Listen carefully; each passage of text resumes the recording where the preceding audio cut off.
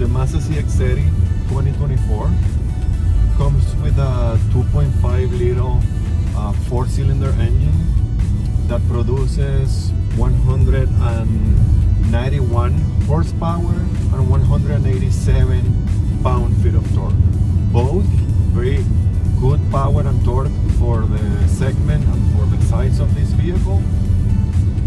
And it's in fact more than any of the competitors, at least on their basic offerings.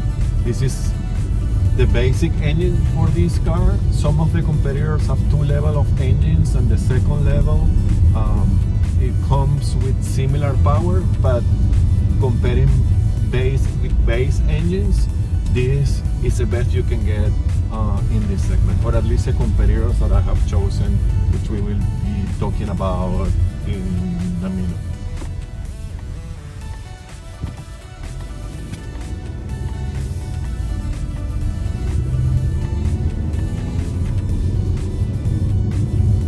The engine is paired with a 6-speed automatic transmission, and I think we covered this previously on the CX-50 video. 6-speed automatic transmission is plenty for this car, and I find that their Mazda 6-speeds behavior is pretty responsive and pretty good, and the transmissions goes always when you want it to go, and it knows what to do when you are not asking for a lot. So I really like this transmission. I have no issues. Sometimes 8 and 10 and 9 speed automatic transmissions tend to be all confused and trying to find gears all the time.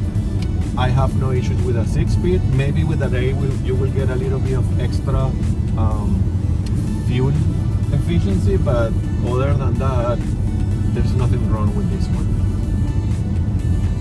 All CX-30s comes standard with all-wheel drive, both in Canada and the US. This car is sitting on the subcompact class, which is a pretty competitive class. Almost all brands has offerings, and some of them have more than one offering in the same class. So there is a lot to choose from, which is always good for consumers. Now, I don't think that they all compare in a one-to-one basis. There are bigger, there are smaller, the engines, the whole thing, the dimensions. So I don't think it's fair to compare these, for example, with a Volkswagen Taos, because that one is a lot bigger. And there are other examples like that. So I have chosen to compare these with the Subaru Crosstrek, with the Hyundai Kona, and with the Chevrolet Trax.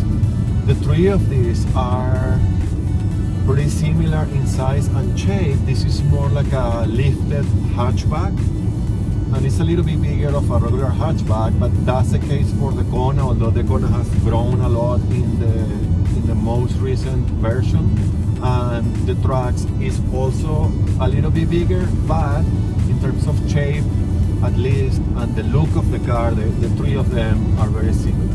Fuel efficiency for the Mazda CX-30 is 9 liters per 100 kilometers city and 7.1 kilometers highway, which is 26 mpg city and 33 mpg highway. Price for this vehicle sits at $28,000 Canadian for the base trim, and $38,000 Canadian for the top trim, which is the GT, before starting getting into the turbo models. In the US, the price starts at $25,000 US, and the top trim of the 2.5 liter engine ends at $32,000 US dollars. Then we have the turbos, which are a little bit more expensive, but we are reviewing the regular 2.5, so I'm sticking with those prices. The standard features for the CX-30 are advanced blind spot monitoring and rear cross traffic alert. If you go one trim up the base, then you have things like Mazda radar cruise control, smart city brake support front, distance and speed alert, smart brake support front, pedestrian detection, forward sensing, distance recognition support system, forward obstruction warning, lane keep assist, lane departure warning system, high beam control, and driver attention alert. So how is to drive the CX-30? Well, this is where this car shines and separates itself even further from the competition. I already mentioned that the base engine is one of the most powerful, if not the more powerful on the segment, but then when you add the driving dynamics, this car takes off. It's really nice to drive because it's a compact or small size car. It's not in the compact class, it's a subcompact, but because of the dimensions, it makes the car really easy to toss around, which is always fun and comfortable and nice to have. It's not a complicated car to drive at all. But then the driving position is really, really good. I feel really comfortable here and I fit perfectly, which is not the case for most cars. And then there is all the controls and the design of the dashboard and everything that is a little bit of a driver-oriented philosophy from Mazda. So everything is at your fingertips and you feel that you are in this cocoon surrounded by everything you need to control the car, which is really good and also adds a little bit of safety while driving. And then there are the two driving dynamics. Acceleration is great, this engine is peppy, again for the size of the car.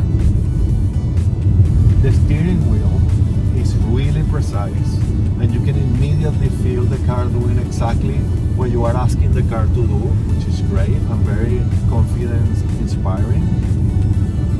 The suspension is a perfect balance between soft and sporty or hard. So it's comfortable, it's the bumps and the imperfections from the road with no issues, but it's not a soft, floaty,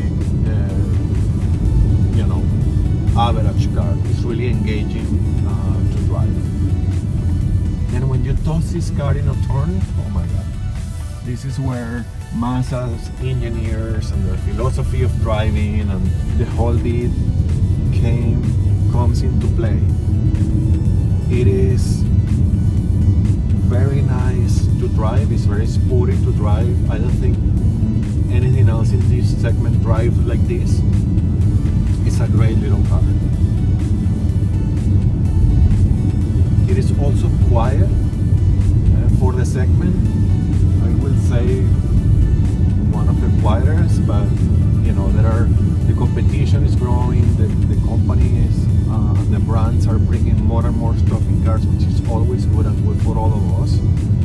So you can get a lot for your money in many of these offerings in this segment, but this one, to me, is right there on the top. It's a really fun to drive car and it's really very well equipped, except for the base model, I would say. But then the base model is a huge value proposition, so not everybody wants all this stuff in their cars.